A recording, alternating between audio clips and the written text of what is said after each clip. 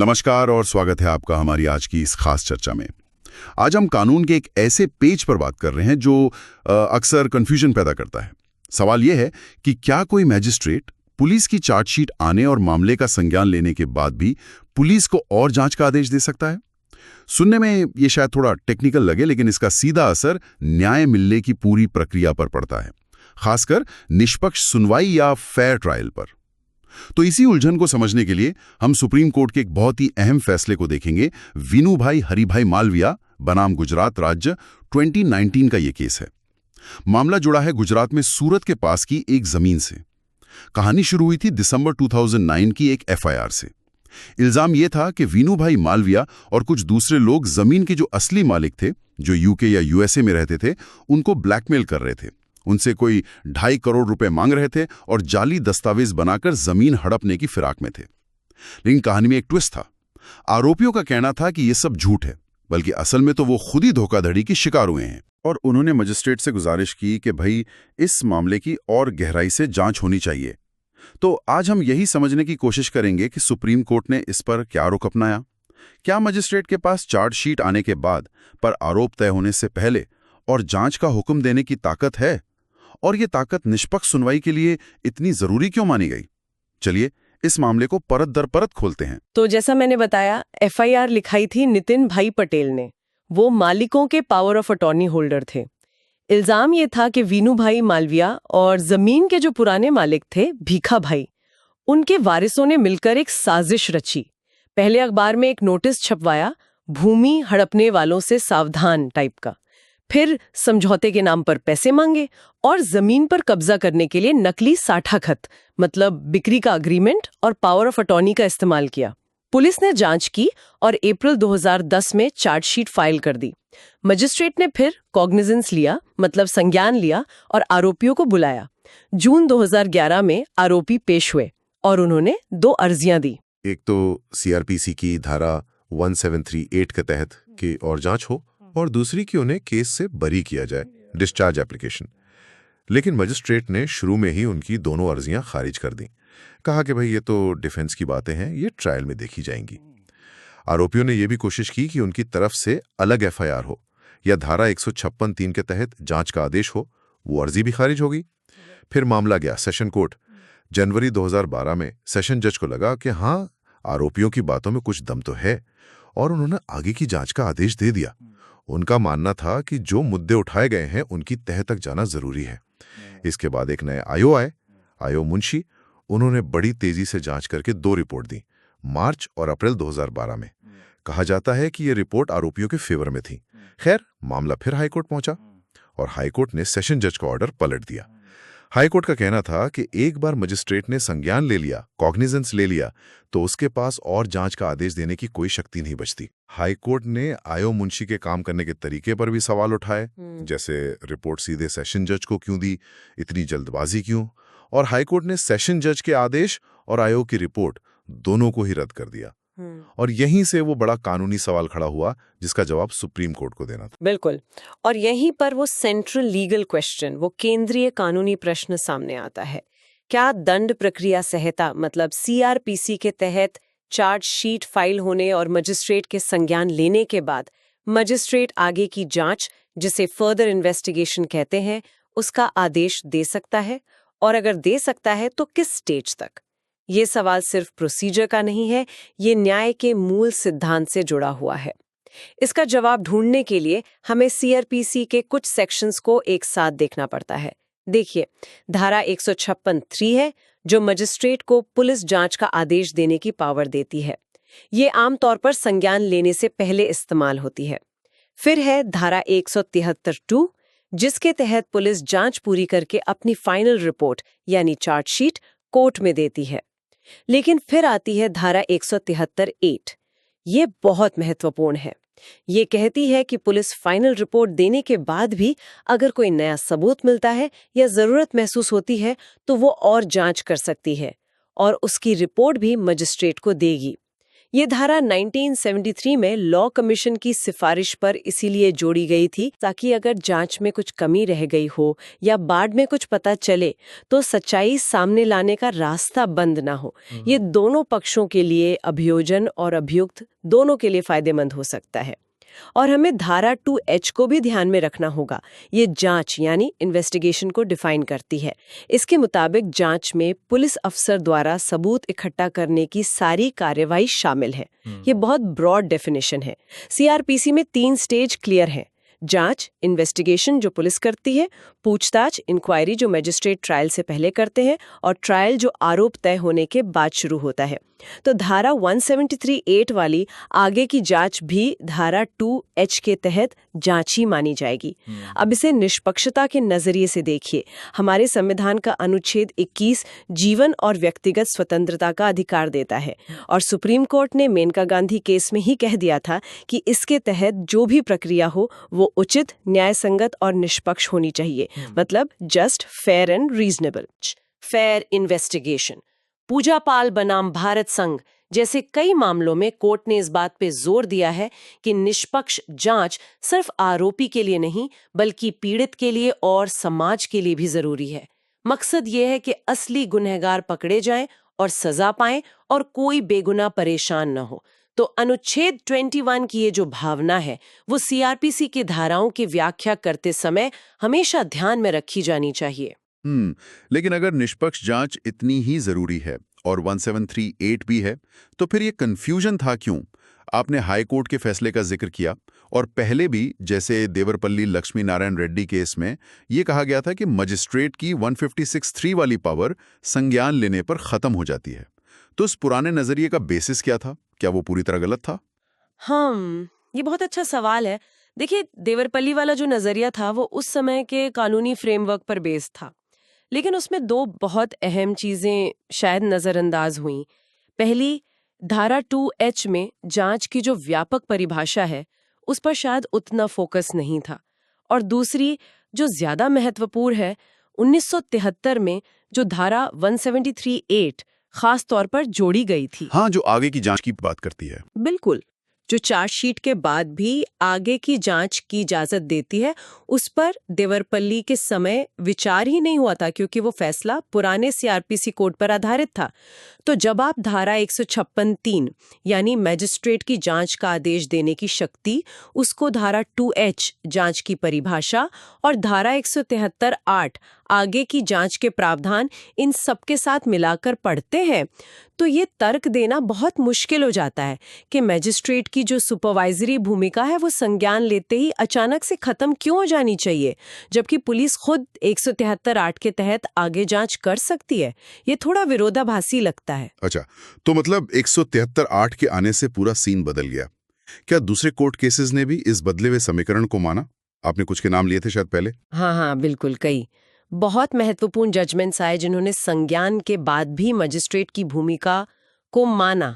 जैसे रामलाल नारंग का केस था, उसमें कोर्ट ने प्रैक्टिकल जरूरत पर जोर दिया था। फिर भगवंत सिंह का मामला आया, ये 3 जजों की बेंच का फैसला था। उसमें तो साफ कहा गया कि मजिस्ट्रेट के पास जब पुलिस रिपोर्ट आती है तो कई ऑप्शंस होते हैं और उन ऑप्शंस में आगे की जांच का आदेश देना भी शामिल है। हसन भाई वली भाई कुरैशी में कहा गया कि अगर न्याय की मांग है तो देरी होने के बावजूद आगे की जांच होनी चाहिए। हेमंत धसामना केस में माना गया कि कोर्ट पुलिस की 173(8) वाली शक्ति को ट्रिगर कर सकता है, मतलब उसे जांच के लिए कह सकता है। और फिर आया विनय त्यागी बनाम इरशाद अली, 2013 का मामला। इसने इस मुद्दे पर बहुत विस्तार से रोशनी डाली। विनय त्यागी में सुप्रीम कोर्ट ने एकदम साफ कर दिया कि मजिस्ट्रेट के पास चार्जशीट के बाद आगे की जांच यानी फर्दर इन्वेस्टिगेशन का आदेश देने की शक्ति है। उन्होंने ये फर्क भी बताया कि ये पुनः जांच या री इन्वेस्टिगेशन या डिनोवो इन्वेस्टिगेशन का आदेश नहीं है। पुनः जांच का आदेश आमतौर पर हाई कोर्ट या सुप्रीम कोर्ट ही दे सकते हैं। खास परिस्थितियों में ये जो आगे की जांच की शक्ति है, ये धारा 173(8), धारा 156(3) और धारा 190 जो संज्ञान लेने की शक्ति है, इन सब से मिलकर बनती है। कोर्ट ने कहा कि ये जुडिशियल सैटिस्फैक्शन के लिए और निष्पक्ष प्रक्रिया के लिए जरूरी है। कोर्ट ने ये भी नोट किया कि पुलिस भी अक्सर आगे की जांच के लिए कोर्ट से परमिशन लेती है। ये प्रैक्टिस भी दिखाती है कि कोर्ट की भूमिका मानी जाती है। तो विनय त्यागी ने तो स्थिति काफी हद तक साफ कर दी थी। फिर भी उसके बाद भी कुछ केसेस आए, जैसे अमृत भाई शंभू भाई पटेल, अतुल राव और विकास रंजन राउत, जिनमें फिर से ये कहा गया कि नहीं, आरोपी के कोर्ट में पेश होने के बाद मजिस्ट्रेट ये आदेश नहीं दे सकता। ये दोबारा कंफ्यूजन क्यों पैदा हुआ? हाँ, ये सच में थोड़ा हैरान करने वाला था और इसीलिए विनू भाई हरिभाई मालवीय का फैसला इतना ज्यादा महत्वपूर्ण हो जाता है। सुप्रीम कोर्ट ने इस केस में बहुत स्पष्ट रूप से उन तीनों फैसलों को, अमृत भाई, अतुल राव, विकास रंजन राउत, गलत ठहराया, उन्हें ओवररूल कर दिया। कोर्ट ने कई तर्क दिए। पहला कि कोई लॉजिकल कारण नहीं है कि मजिस्ट्रेट की सुपरवाइजरी पावर सिर्फ इसलिए खत्म हो जाए कि आरोपी कोर्ट में आ गया है, जबकि पुलिस की अपनी 173(8) की पावर ट्रायल शुरू होने तक जारी रहती है। तो पुलिस और मजिस्ट्रेट की शक्तियों में ऐसा विरोधाभास क्यों होना चाहिए? दूसरा, कोर्ट ने कहा कि जो हाल के फैसले थे ये पहले की बड़ी बेंचों के फैसलों भगवंत सिंह, विनय त्यागी के खिलाफ थे, जिन्हें मानना बाइंडिंग था। तीसरा, ये फैसले अनुच्छेद 21 के तहत जो निष्पक्ष जांच और सुनवाई का संवैधानिक आदेश है उसकी अनदेखी कर रहे थे। चौथा, सुप्रीम कोर्ट ने हरदीप सिंह बनाम पंजाब राज्य केस का हवाला देते हुए याद दिलाया कि कानूनी तौर पर ट्रायल कब शुरू होता है, संज्ञान लेने पर नहीं बल्कि आरोप तय होने पर, फ्रेमिंग ऑफ चार्ज पर। इसलिए आरोप तय होने तक मजिस्ट्रेट के आगे की जांच का आदेश देने की शक्ति बनी रहती है। कोर्ट ने जोर देकर कहा कि मजिस्ट्रेट सिर्फ एक पोस्ट ऑफिस नहीं है, उसे सच्चाई और न्याय सुनिश्चित करने के लिए सीआरपीसी के तहत जो शक्तियां मिली हैं 156(3), 173(8), 190, उनका इस्तेमाल करना चाहिए। इसमें सुओ मोटो यानी स्वतः संज्ञान लेना भी शामिल है। तो आखिरकार विनू भाई मामले में सुप्रीम कोर्ट ने सिद्धांत क्या तय किया और इस खास केस का नतीजा क्या निकला? क्या उन आरोपियों को वो आगे की जांच मिल पाई जो वो चाह रहे थे? सिद्धांत तो एकदम क्रिस्टल क्लियर कर दिया गया। मजिस्ट्रेट के पास चार्जशीट दायर होने और संज्ञान लेने के बाद भी जब तक आरोप तय नहीं हो जाते तब तक आगे की जांच का आदेश देने की शक्ति है। इस फैसले ने उन सभी पिछले फैसलों को खारिज कर दिया जो इस शक्ति को संज्ञान लेने या आरोपी के पेश होने पर खत्म मानते थे। ये एक बहुत बड़ा और महत्वपूर्ण क्लैरिफिकेशन है जो आगे के लिए एक नजीर बन गया। ठीक है, सिद्धांत तो स्थापित हो गए, ये बहुत बड़ी बात है। लेकिन क्या विनू भाई मालवीय और बाकी आरोपियों की जो अर्जी थी वो मंजूर हुई? आपने बताया था सेशन कोर्ट ने जांच का आदेश दिया था जिसे हाईकोर्ट ने रद्द कर दिया था। सुप्रीम कोर्ट ने क्या किया उस पर? हाँ, यहीं पर मामला थोड़ा सा पेचीदा हो जाता है।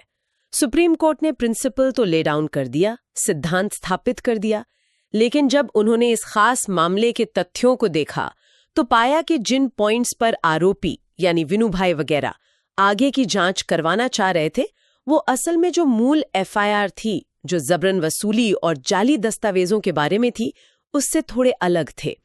आरोपियों के जो आरोप थे वो रेवेन्यू रिकॉर्ड में हेरफेर और दूसरी तरह की धोखाधड़ी से जुड़े थे, जैसा कि एक रेवेन्यू कमिश्नर के लेटर में भी सामने आया था।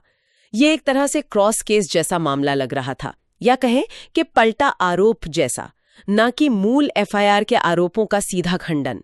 इसलिए सुप्रीम कोर्ट ने कहा कि इन नए और अलग किस्म के आरोपों के आधार पर मूल एफआईआर में आगे की जांच का आदेश देना ठीक नहीं होगा। तो कोर्ट ने हाई कोर्ट के फैसले के उस हिस्से को तो रद्द कर दिया जो सिद्धांत रूप में मजिस्ट्रेट की शक्ति से इनकार करता था। ये अहम था, लेकिन हाई कोर्ट के उस फैसले को बरकरार रखा जिसने इस खास केस में सेशन कोर्ट के आगे की जांच के आदेश और आईओ मुंशी की रिपोर्टों को रद्द कर दिया था।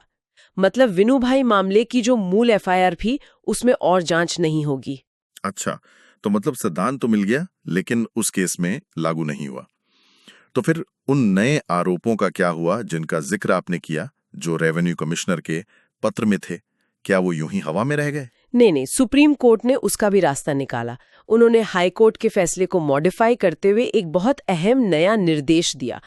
पुलिस को आदेश दिया गया कि रेवेन्यू कमिश्नर के पत्र जो 15 मार्च 2011 का था, में जो गंभीर आरोप लगाए गए थे, संभावित धोखाधड़ी, जालसाजी वगैरह, उनके आधार पर एक नई एफआईआर दर्ज की जाए और इस नई एफआईआर की जांच एक सीनियर पुलिस ऑफिसर को सौंपी गई जिसे 3 महीने में रिपोर्ट देनी थी।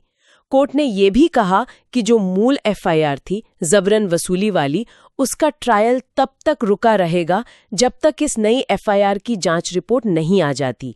रिपोर्ट आने के बाद मजिस्ट्रेट ये तय करेगा कि दोनों मामलों का ट्रायल एक साथ चलाया जाए या अलग अलग। तो न्याय का रास्ता बंद नहीं किया, बल्कि सही प्रक्रिया अपनाई गई। समझ गया। तो सिद्धांत स्थापित हुआ, लेकिन उस केस के तथ्यों के आधार पर समाधान अलग तरीके से निकला। बहुत दिलचस्प। अब अगर हम इस पूरी चर्चा को समेटे तो मुख्य टेकअवे क्या है? सबसे जरूरी बात क्या निकल कर आई? सबसे महत्वपूर्ण सीख यही है, जिसे अब एक एस्टैब्लिश्ड लीगल प्रिंसिपल मानना चाहिए। मजिस्ट्रेट के पास चार्जशीट दायर होने और संज्ञान लेने के बाद भी जब तक आरोप तय नहीं हो जाते, तब तक सीआरपीसी की धारा 173(8) के तहत आगे की जांच का आदेश देने की शक्ति होती है। ये शक्ति न्याय सुनिश्चित करने का एक बहुत अहम टूल है, जिसे मजिस्ट्रेट सुओ मोटो भी इस्तेमाल कर सकता है या किसी पार्टी की एप्लीकेशन पर भी। और ये शक्ति सीधे तौर पर हमारे संविधान के अनुच्छेद 21 से जुड़ी है, जो निष्पक्ष जांच और निष्पक्ष सुनवाई की गारंटी देता है। सच्चाई का पता लगाना सिर्फ पुलिस का ही काम नहीं है, बल्कि जुडिशियल प्रोसेस का भी एक अभिन्न अंग है, और ये शक्ति उसी उद्देश्य को पूरा करती है। और आम आदमी के लिए या कानून से जुड़े लोगों के लिए ये क्यों मायने रखता है? इसका प्रैक्टिकल महत्व क्या है? ये फैसला बहुत ज्यादा मायने रखता है, क्योंकि ये कानूनी प्रक्रिया में एक बड़ी अनिश्चितता, एक कंफ्यूजन को दूर करता है। ये मजिस्ट्रेट की भूमिका को महज एक डाकिये से कहीं ज्यादा मजबूत करता है, उसे न्याय का एक सजग प्रहरी बनाता है। और सबसे बड़ी बात, ये सुनिश्चित करता है कि न्याय की राह में प्रोसीजरल रुकावटें सच्चाई को दबा ना दें। कई बार ऐसा होता है कि पहली जांच में गलतियां रह जाती हैं, कुछ सबूत छूट जाते हैं या नए तथ्य बाद में सामने आते हैं। अगर ऐसे में आगे की जांच का रास्ता पूरी तरह बंद कर दिया जाए, तो सोचिए, बेगुनाह फंस सकते हैं या असली गुनहगार बच सकते हैं। तो ये फैसला एक तरह से स्पीडी ट्रायल की जरूरत और फेयर ट्रायल की परम आवश्यकता के बीच एक बहुत महत्वपूर्ण बैलेंस बनाता है। ये पक्का करता है कि न्याय सिर्फ हो ही नहीं, बल्कि होता हुआ दिखे भी। और यहीं से एक विचारणीय प्रश्न भी उठता है, जिसे हम अपने श्रोताओं के मन में छोड़ सकते हैं सोचने के लिए। अब जब ये साफ है कि मजिस्ट्रेट के पास आरोप तय होने तक की शक्ति है, तो क्या इसका इस्तेमाल प्री ट्रायल स्टेज पर, मतलब स्ट्रैटेजिकली किया जा सकता है? यानी क्या अभियोजन या बचाव पक्ष, क्या कोई भी पार्टी इसका दुरुपयोग मामले को लंबा खींचने के लिए या दूसरे पक्ष पर दबाव बनाने के लिए कर सकती है? या फिर क्या मजिस्ट्रेट का जो अपना विवेक है, जो उसकी डिस्क्रिशन है, मामले के तथ्यों और परिस्थितियों को देखने की उसकी जो क्षमता है, वो इस शक्ति के संभावित दुरुपयोग के खिलाफ एक काफी सुरक्षा कवच है? ये वो सवाल हैं जो दिखाते हैं कि कानून किताबों से निकलकर असल दुनिया में कैसे काम करता है।